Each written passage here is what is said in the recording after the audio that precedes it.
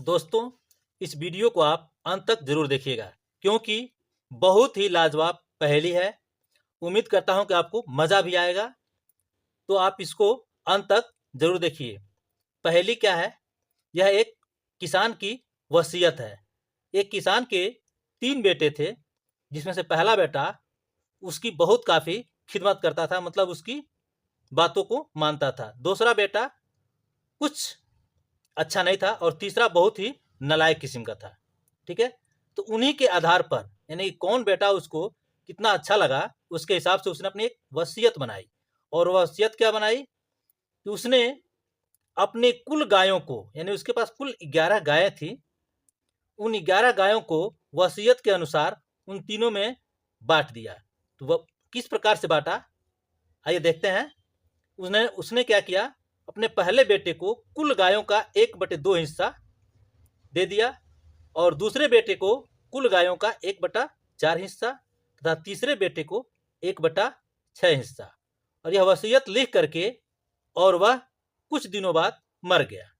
जैसे ही वह मरा तो उसके तीनों बेटे उस वसीयत के अनुसार गायों का बंटवारा करने लगे। जब उन्होंने वसीयत को खोल करके देखा तो देख करके आश्चर्यचकित रह गए। क्यों आश्चर्यचकित रह गए, आइए देखते हैं।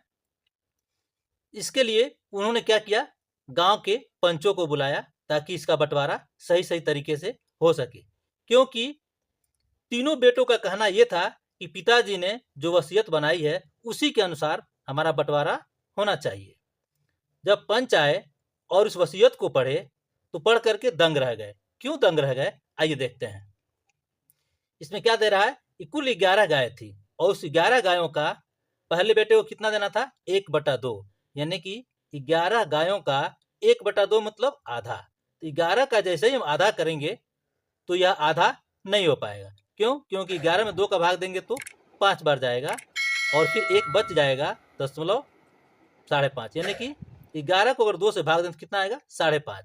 तो क्या गायों को काट करके हिस्सा लगाना है? नहीं। बेटों का यही कहना है कि हमारी वसीयत के अनुसार सही सही तरीके से हमारे बंटवारे होने चाहिए और गायों को काटने से तो बेकार हो जाएंगी, उससे तो किसी को लाभ नहीं होगा। ठीक है, तो सारे जितने भी पंच आए सब देख करके दंग रह गए। ठीक है, तो बेटों ने इस पे इनाम रखा कि जो इस बंटवारे को सही सही बांट देगा उसे एक उचित इनाम दिया जाएगा।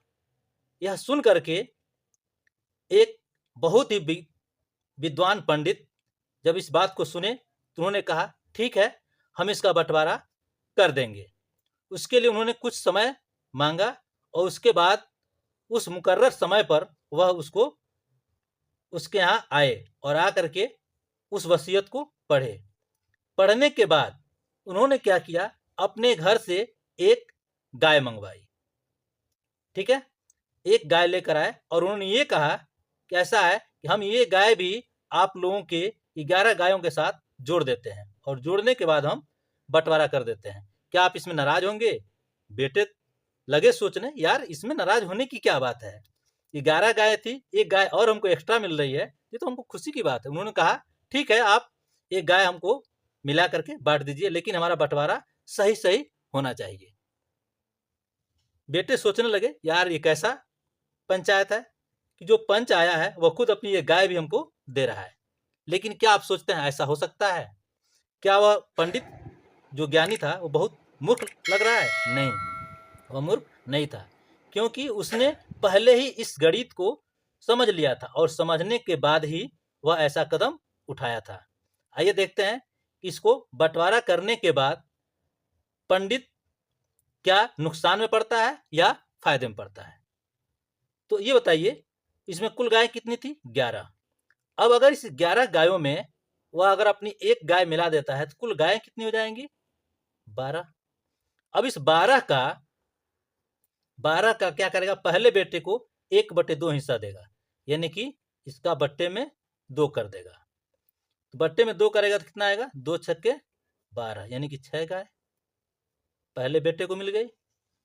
उसके बाद दूसरे बेटे के लिए, दूसरे बेटे को इस पूरे 12 गायों में से 1/4 हिस्सा, यानी कि कुल गाय का चौथाई हिस्सा अगर देता है कितना आएगा, 4 तिया 12, यानी कि 3 गाय।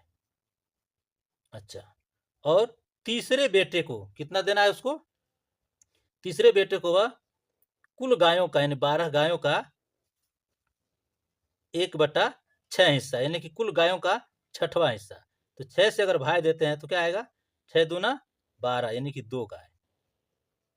ठीक है, ये पहले बेटे को कितना मिल गया, पहले बेटे को 6 गाय, दूसरे को 3 गाय और तीसरे बेटे को 2 गाय।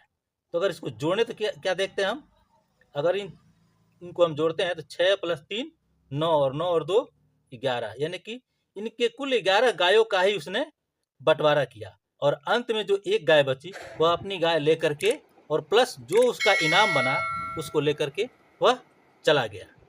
तो ये बताइए आपको यह बंटवारा कैसा लगा। अगर यह बंटवारा आपको अच्छा लगा हो और इस तरह की और भी इंटरेस्टिंग वीडियो चाहते हैं तो प्लीज़ हमारे चैनल को सब्सक्राइब कर लीजिए, ताकि जैसे ही हम कोई नया वीडियो अपलोड करें उसका नोटिफिकेशन आप तक जा सके। और यह वीडियो अगर अच्छा लगा हो तो लाइक करना न भूलें। उम्मीद करते हैं कि यह वीडियो आपको बहुत ही अच्छा लगा होगा। मिलते हैं अगले वीडियो में, तब तक के लिए जय हिंद।